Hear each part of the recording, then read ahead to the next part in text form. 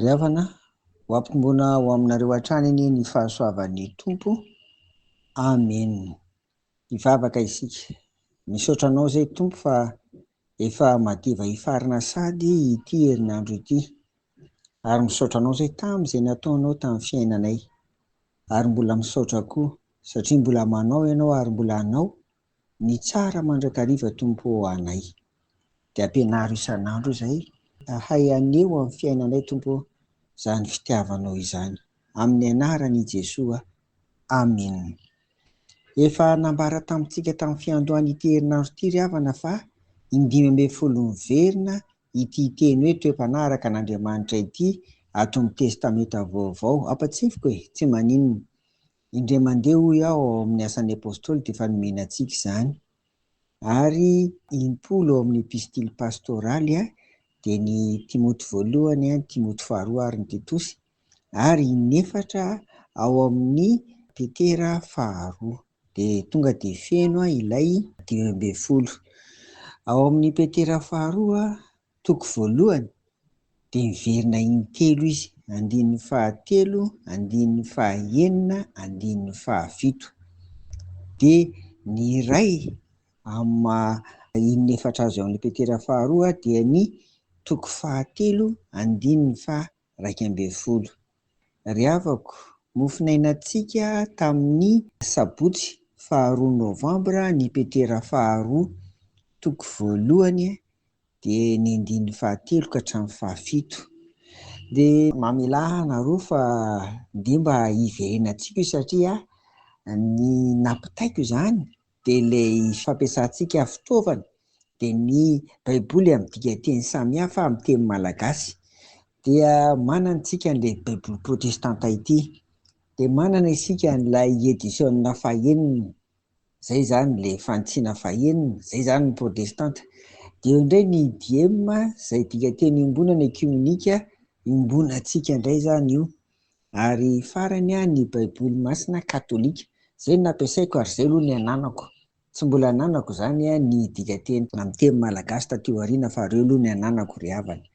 Dia ny zava-dehibe tamiko tamin'io dia izao: mba hanana fahanliana koa izany tsika hividy baiboly amin'ny dikateny samihafa amin'ny teny malagasy tahaka an'izany, satria sarotrarotra ihany izao ilay resaka hoe toe-panaraka an'Andriamanitra.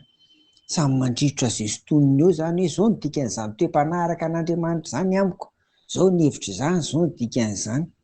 Fa rehefa ilay mampiasa an'ilay dikateny samihafa isika dia hitantsika eo izany ny tena avoakany hoe inona marina moa ny tena ambaran'izany toe-panaraka an'Andriamanitra izany. Izay izany no mahazava-dehibe ny fampiasana andreo, ary izay no navotra anay ry havana tamin'ity herinandro ity, mamarina ny fandiniantsika leo hiaino ny toe-panaraka an'Andriamanitra. Eny ary Petera faharoa toko voalohany 7 amin'ilay baiboly protestanta mahazatra antsika aloha dia izao ny tao amin'ny anaran'i Jesoa tapany voalohany: efa nomen'ny herin'Andriamanitra ho antsika ny zavatra rehetra momba ny fiainana ny toe-panaraka an'Andriamanitra. Dia izao no tenenin'ny DM: ny herim-Andriamanitra ny Jesoa Tompo no nanome antsika ny zavatra rehetra ilaina hahazoana ny fiainana sy ny firaiketam-po amin'Andriamanitra. Ilay toe-panaraka an'Andriamanitra izany dia nadikany DM hoe firaiketam-po amin'Andriamanitra. Dia ny baiboly masina katolika indray dia milaza toy izao: ny herin'izy Andriamanitra no nanome antsika ny zavatra rehetra momba ny fiainana sy ny fitiavam-bavaka. Fitiavam-bavaka indray izany ilay toe-panaraka an'Andriamanitra. Dia raha atambatra izany hoe ditantsika tsara, izay ilay izy hoe tsy samy mameze heviny eo fotsiny hoe toe-panaraka an'Andriamanitra dia samy misintona izay sotoniny eo, fa hoe ilay toe-panaraka an'Andriamanitra izany dia firaiketam-po amin'Andriamanitra. Ny toe-panaraka an'Andriamanitra izany dia fitiavam-bavaka. Inona daholo moa izany raha akamban'ireo tena ilaina amin'ny fiainantsika ara-panahy, ary indrindra amin'ny fampisehoantsika amin'ny fiainana andavanandro, ny fifandraisantsika lalina amin'Andriamanitra. Izany ny fonosin'izany hoe toe-panaraka an'Andriamanitra izany, satria ilay firaiketam-po amin'Andriamanitra dia ianao sy ny Tompo mihitsy izany.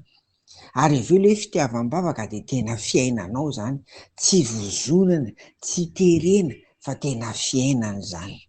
Zava-dehibe izany indrindra amin'izao farapara zao izy hoe amaraparana mihitsy an'ity hoe iay no toe-mpanaraka an'Andriamanitra ity isika. De amin'ny tianako androa sady amaranako azy ary de zao hoe samy aritsika rehetra zao mandinika hoe afaka mandrefy ve zany zao isika hoe manao ahoana ny fireketam-ponao amin'Andriamanitra amin'ny alalan'i Jesosy Kristy. De manaraka, manao ahoana ny fiainanao ny fitiavam-bavaka isan'andro. De afaka mandrefy an'izany tsika, afaka mamantatra ny tenantsika ao anatin'izany ary afaka mandiny tena ao anatin'izany ry havana koa de mahery heza hatrany e. Fa matoantsika mbola velona de asian'ny tompo manao dingana hatrany mandroso amin'ny fiainana ara-panahy eo ambany fitarihan'ny fanahy masina. Amenina hivavaka isika. De misaotra anao hatrany ary izay tompo fa tena ilaina amin'ny fiainanay ny fireketam-po aminao Andriamanitra amin'ny alalan'i Jesosy Kristy ary ho tena fiainanay koa ny fiainam-bavaka. De ireny sy angatanay amin'ny anaran'i Jesosy tompo izany. Amen. Ho aminareo ny fiadanan'i Jesosy. Amen.